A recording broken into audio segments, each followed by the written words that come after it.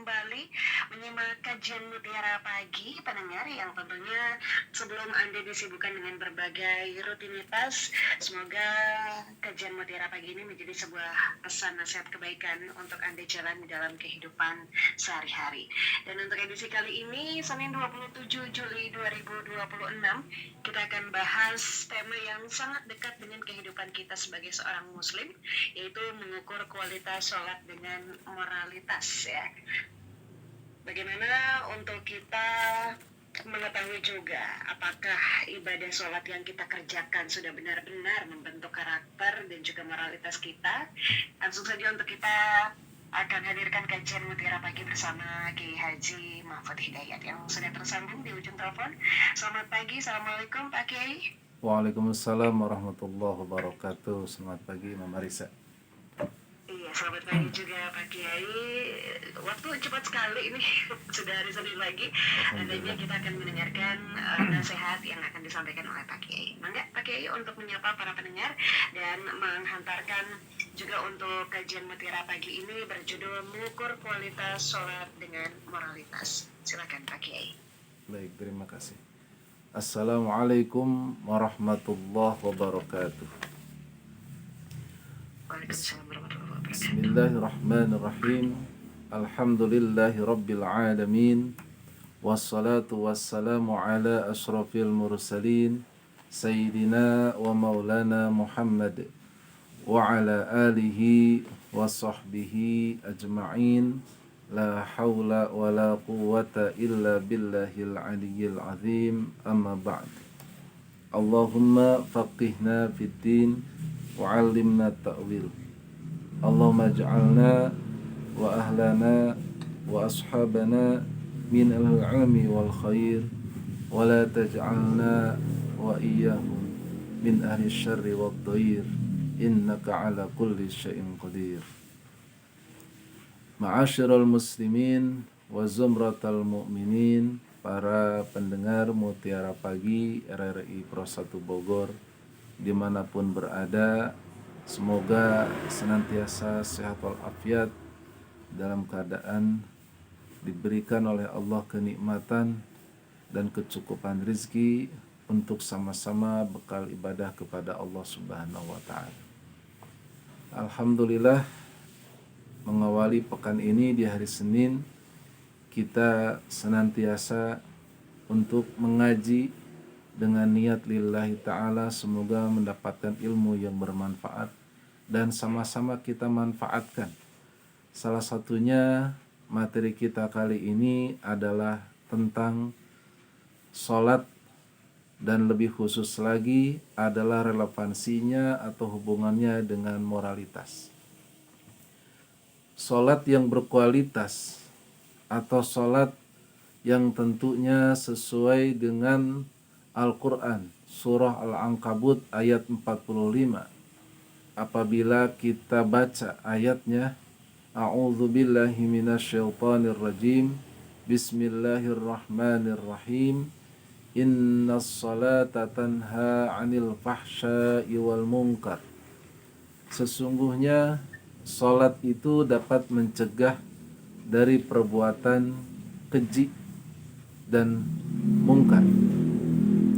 Salat di ayat ini ya, itu adalah salat yang berkualitas.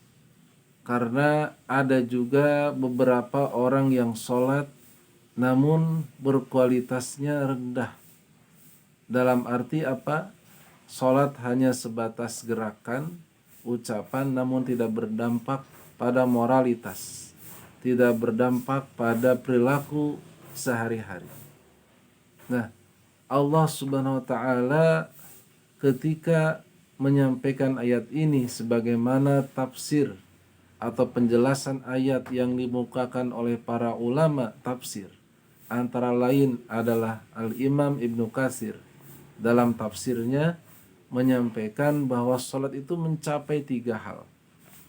Yang pertama adalah al-ikhlasu lillahi, ikhlas karena Allah.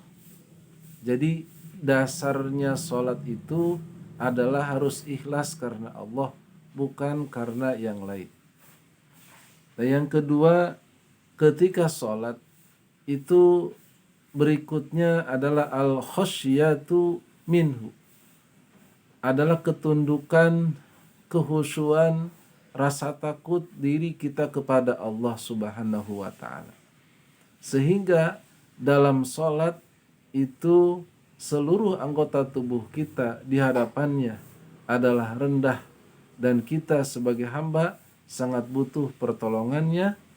Dan ketika kita sholat menunjukkan kita tunduk dan patuh atas titahnya. Al-khasyatu minhu, ada ketundukan. Dalam hatinya tidak kosong, ya, dalam pikirannya pun demikian, sehingga sholatnya penuh dengan kehusyuan.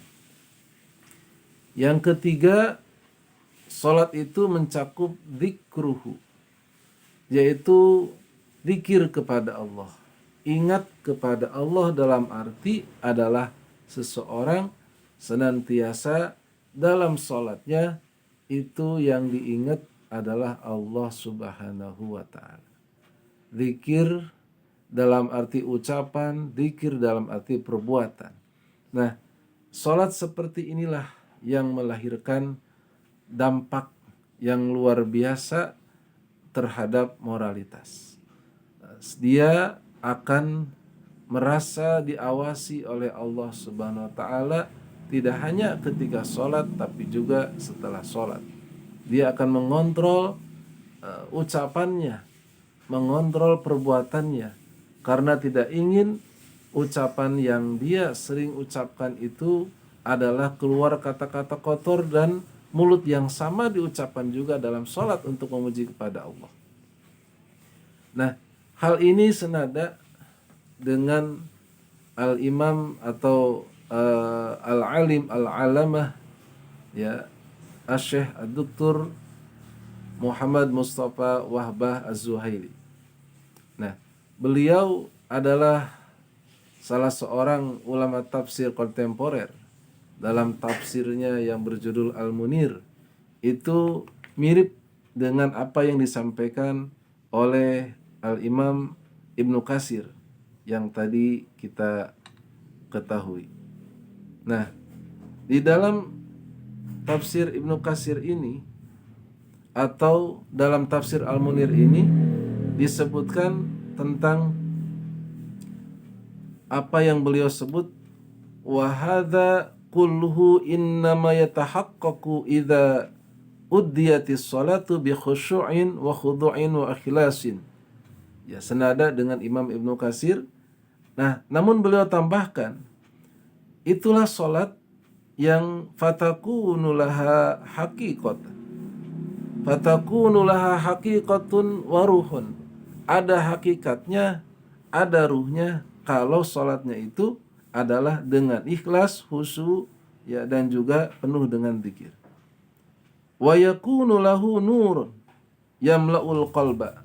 Ada cahaya yang memenuhi hatinya. Nah, bagaimana kalau salatnya itu tidak terdapat keikhlasan, tidak menghadirkan kehusyuan, ya, maka salatnya adalah kanatis salatu harakatin wa a'malan dhahiratan. Hanya gerakan saja yang itu tidak ada dampak finnahyi anil fahsya'i wal munkar, tidak memberikan pengaruh dalam mencegah perbuatan keji dan munkar. Nah, hadirin ma'asyiral muslimin rahimakumullah. Oleh karena itu, yang perlu kita perhatikan dalam hal ini adalah bagaimana, ya, indikator utama kualitas sholat. Yang pertama tentu adalah kehadiran hati kita. Hati kita dihadirkan, ihdorul qalb, menghadirkan hati bahwa kita itu sedang sholat, bukan sedang olahraga atau sedang melakukan perbuatan yang di luar ibadah sholat. Yang kedua, tumakninah, tenang, ya, perlu persiapan yang baik dan pemahaman makna. Nah, itu adalah indikator umum supaya sholat kita berkualitas. Jadi tidak sampai dalam hal ini seseorang saat sholat itu pikirannya melayang-layang kemana-mana. Kalau dia paham tentang makna sholat, paham apa yang diucapkan, maka akan fokus terhadap bacaan dan merenunginya, sehingga itu berdampak. Nah, kemudian berikutnya, ciri sholat yang berdampak itu seperti apa cirinya? Yaitu dalam muamalah dia akan jujur. Sebagaimana dalam sholat dia jujur. Ya. Begitu pula dalam keseharian dia akan menjaga lisannya. Karena dalam sholat pun dia menjaga lisannya. Tidak sembarangan ucapan yang terucap dalam sholat. Dan yang ketiga, tentu berdampak pada perilakunya yang menebarkan kedamaian secara sosial. Karena dalam sholat itu ada salam, ya, dan salam itu adalah pesan perdamaian. Nah, terkadang kita merasa miris saat melihat fenomena yang terjadi, orang sholatnya rajin, bahkan di awal waktu sholatnya itu, namun ternyata ucapannya tidak sesuai dengan agama. Keluar kata-kata yang kotor, fitnah yang keji, bahkan menjelek-jelekan orang lain. Begitu pula perilakunya. Ada kalanya orang yang korupsi, ya, orang yang melakukan tindakan kejahatan, itu adalah orang yang sama dan dia melaksanakan sholat. Nah, ini seperti paradoks atau kontradiktif. Kontradiksi antara satu dengan yang lain. Nah, dalam bahasa ini kita lihat tentu ada sebabnya. Bisa jadi sholat yang seperti ini yang mereka lakukan, yang tidak ada dampaknya ini adalah sholat hanya sebatas menggugurkan kewajiban. Tidak ada pemahaman makna tentang sholat. Yang ada hanya gerakannya saja, ucapannya saja. Kemudian bisa jadi orang ini memisahkan, ya, antara sholat sebagai ibadah dan muamalah atau sehari-hari itu sebagai yang bukan ibadah. Sehingga dia menganggap bahwa ya sholat, ya kerja. Artinya kalau sholat jelas itu tidak boleh korupsi, tapi kalau di luar sholat boleh korupsi. Sholat tidak boleh bohong, kalau di luar sholat boleh bohong. Nah, ini orang yang memisahkan, sekuler. Ya, dalam hal ini ada dia mendikotomikan, memisahkan antara sholat sebagai ibadah dan di luar sholat adalah bukan ibadah. Padahal semuanya adalah ibadah. Ya. Yang ketiga, bisa jadi dia itu adalah tidak adanya kehusuan sama sekali. Ya, tidak ada kehusuan. Jadi sholatnya itu bukan sebagai wujud ketundukan atau kepatuhan kepada Allah. Nah, yang terakhir, orang yang memiliki paradoks moral dalam hal ini adalah dia menganggap bahwa agama itu formalnya adalah dengan sholat. Sementara dia tidak mentransformasi nilai-nilai spiritual dalam sholat itu menjadi perbuatan yang nyata. Kita lihat transformasi nilai spiritual, contohnya saat takbiratul ihram misalnya. Maka disitulah saat takbiratul ihram Allahu Akbar, Allah yang maha besar, yang lainnya adalah kecil.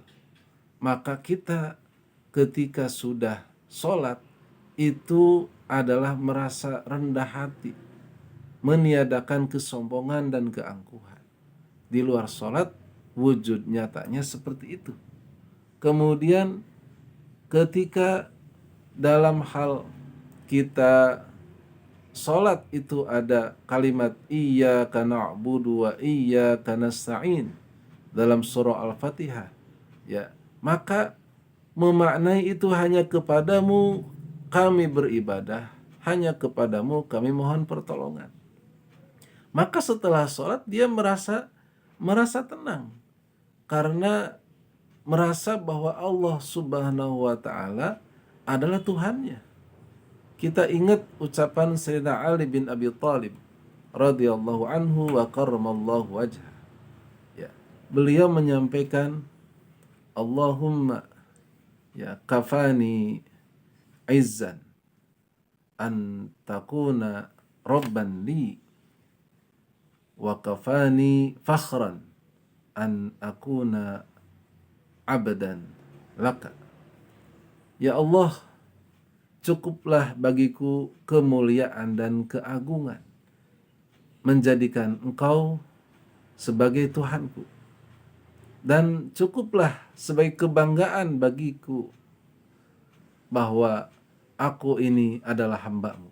Nah, ini adalah ucapan Sayyidina Ali yang singkat tapi padat. Artinya kalau kita sudah menjadikan Allah sebagai Tuhan kita, iyyaka na'budu, maka kita harus menjadi bangga, menjadi mulia, ya, karena tidak ada Tuhan selain Allah. Siapa? Nah, kalau menuhankan selain Allah, bisa jadi di situ ada kelemahannya. Tapi kalau sudah menuhankan Allah, ya kita harus merasa ini suatu keagungan dan suatu kemuliaan yang besar. Begitu pula ketika kita menjadi hamba-Nya, dan sholat itu menunjukkan bahwa seseorang adalah hamba Allah yang tunduk kepadanya, dan itu kebanggaan. Sama seperti halnya ya orang yang mungkin dia sebagai bawahan, ya bos itu orangnya hebat, maka dia pun ketika menjadi bawahan atas bos itu, dia merasa bangga karena bosnya hebat, bosnya bijaksana, bosnya luar biasa perhatiannya.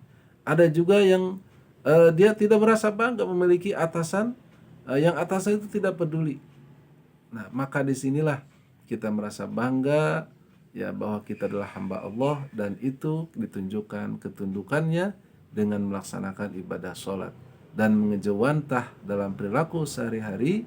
Itu dampak secara moral bisa mencegah kita dari perbuatan keji dan mungkar, dan memberikan arah kompas kepada kita untuk jujur, untuk disiplin dan bertanggung jawab. Wallahu a'lam bishawab.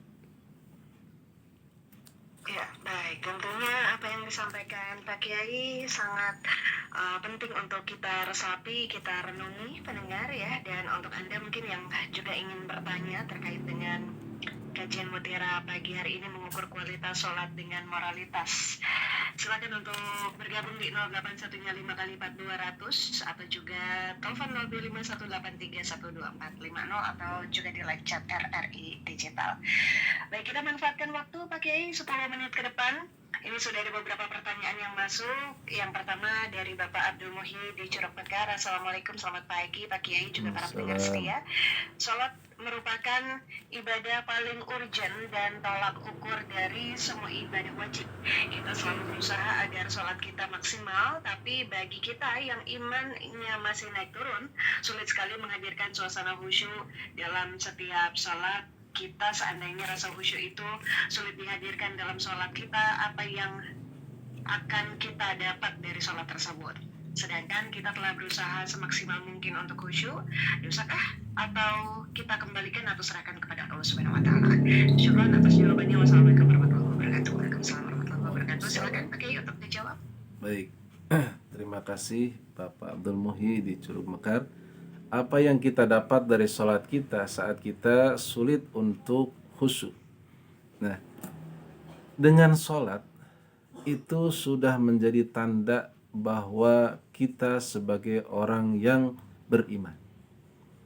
Artinya dengan sholat ini kita sudah melaksanakan yang namanya kewajiban, ya, karena sholat merupakan rukun Islam. Nah, kita ketika sholat itu tentu ada wudunya. Tentu dalam sholat itu ada ruku dan sujudnya dan sebagainya. Nah, orang yang seperti ini, maka dengan wudunya pun itu sudah dapat pahala. Dengan sholatnya pun itu sudah dapat pahala. Seandainya dia tidak dapat pahala, maka dia sudah mengugurkan dosa dia. Karena kalau tidak sholat, maka hukumnya adalah dosa. Ya, artinya dengan mengugurkan kewajiban, ya menunjukkan bahwa dia ingat bahwa ini adalah wajib dan yang mewajibkan adalah Allah dan ini bagian daripada ketundukan. Nah, namun kita tidak berhenti di level ini. Kita terus berusaha. Kalau tidak bisa khusyuk secara maksimal dari awal sampai akhir, kita minimal mencari bagian-bagian yang kita bisa khusyuk. Misalnya khusyuk ketika surah Al-Fatihah, khusyuk ketika ruku, khusyuk ketika sujud. Jangan sampai dari awal sampai akhir kita tidak berusaha untuk khusyuk di dalamnya. Wallahu a'lam. Baik. Untuk Bapak Abdul Muhyi sudah dijawab, dan berikutnya kita sapa juga pendengar lainnya. Ada Pak Ona di Ciparigi, Bogor Utara. Selamat pagi, Assalamualaikum. Waalaikumsalam. Pertanyaannya Pak Kiai, sholat itu tidak bisa khusyuk seperti yang dimaksud karena sistem tubuh terus bekerja. Paling hanya bisa disadari dan dikendalikan. Jadi bagaimana khusyuk yang dimaksud? Yang terakhir, sholat untuk mengingat Allah. Lalu bagaimana kita harus mengingat sosok imajiner ini dan bagaimana mencapai dan mengenal Tuhannya atas bagaimana mengenal Tuhan, ya, titik. Oke.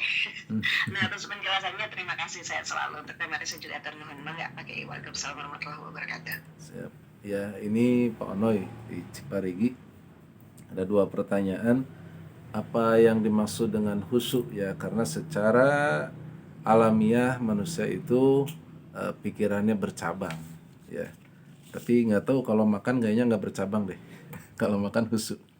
Nah, ini kita lihat bahwa khusyuk ini adalah tentu Allah Subhanahu wa taala mengetahui, sangat mengetahui bagaimana hambanya itu. Karena Allah yang menciptakan. Dan dalam keseharian tentu kita banyak hal yang kita dapatkan di alam dunia ini. Maka sebagai terminal waktu sholat itu, ya, antara satu waktu ke waktu yang lain, kita refleksi, kita kembalikan, kita khusyuk di situ, merenungkan makna hidup, ya, dalam untaian kalimat-kalimat atau bacaan-bacaan sholat. Nah, kalau kita paham maka insya Allah akan muncul kehusuan. Ya, jadi kita ditarik kembali, jangan terlalu jauh untuk hubud dunia, jangan terlalu jauh tergelincir, ditarik kembali tentang esensi hidup, tujuan hidup kita dalam sholat itu adalah akan mewujud pada kehusuan sesuai dengan kemampuan kita tentunya. Nah, yang kedua, tentu mengingat Allah atau zikrullah itu bukan berarti kita menggambarkan sosok yang berwujud seperti halnya kita manusia. Itu bahaya. Karena Allah itu berbeda dengan makhluknya. Ya, laisa kamitslihi syai'un. Laisa kamitslihi syai'un. Tidak ada sedikit pun yang mirip atau yang sama dengan Allah. Enggak ada. Ya, jangankan yang sama, yang mirip pun enggak ada. Walam yakul lahu kufuwan ahad. Nah, itu kan ikrar kita. Nah, maka dengan ikrar tersebut jangan sampai mengingat Allah itu dengan cara seperti itu, membayang-bayangkan. Namun kita boleh, ya, mengingat Allah itu dalam arti mengingat kebaikan-kebaikannya Allah. Supaya muncul rasa syukur, ya. Alhamdulillah ya Allah bisa berdiri ketika sholat itu. Banyak saudara yang tidak bisa berdiri, ya. Yang duduk alhamdulillah masih bisa duduk. Banyak saudara yang tidak bisa duduk dan seterusnya.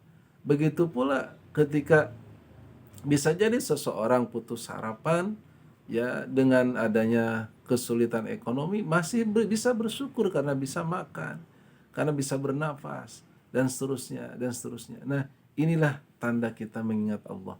Maka dengan sholat penuh dengan zikir lisannya, hatinya pun ingat kepada Allah, akan muncul kehusyuan, dan ini akan berdampak setelah sholat.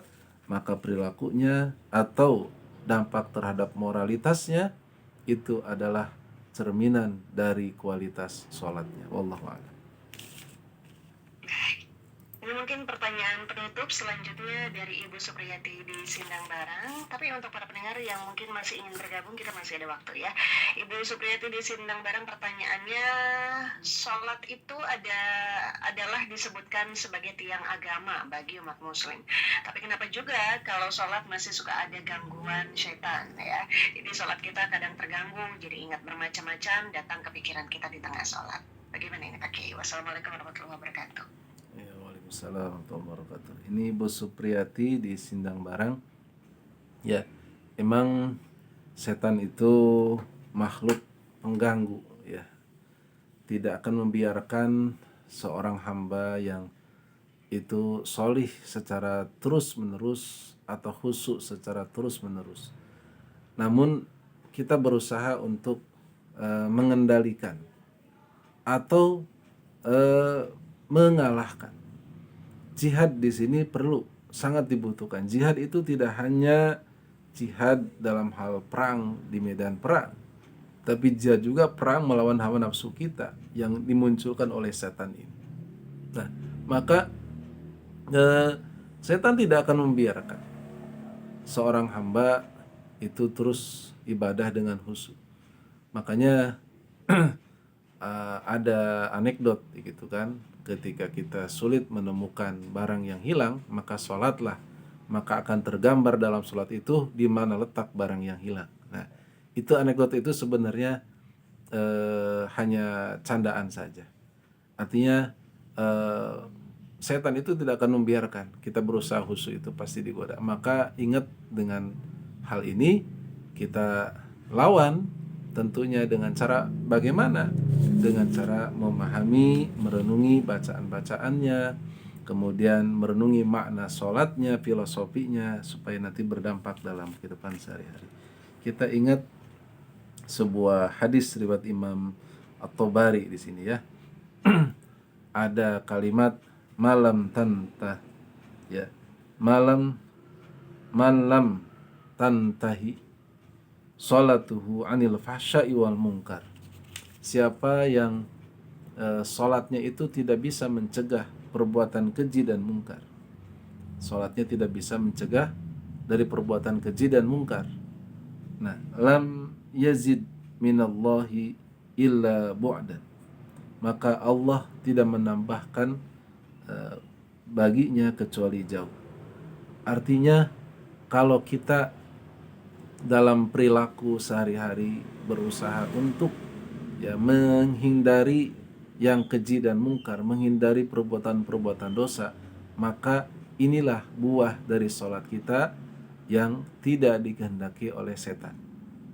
Jadi setan itu menghendaki sholat itu kualitas kita hanya sebatas gerakan dan ucapan saja, tidak berdampak pada perbuatan.